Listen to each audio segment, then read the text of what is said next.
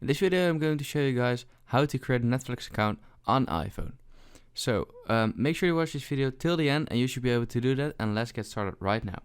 So first of all, open your browser and search for Netflix.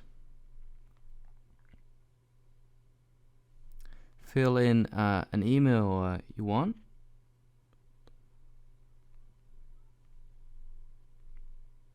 Click on Try It Now. So now it says finish setting up your account. Click on Continue. Make a new password, something like this maybe. Click on Continue. And right here, as you can see, you can add a payment for your Netflix account, and after that you've created your Netflix account. So if this video helps you out, please leave a like and let me know in the comments if it worked, and I'll see you next time. Thanks. If this video helped you out, please consider subscribing to my channel to help me grow the largest how-to channel on YouTube.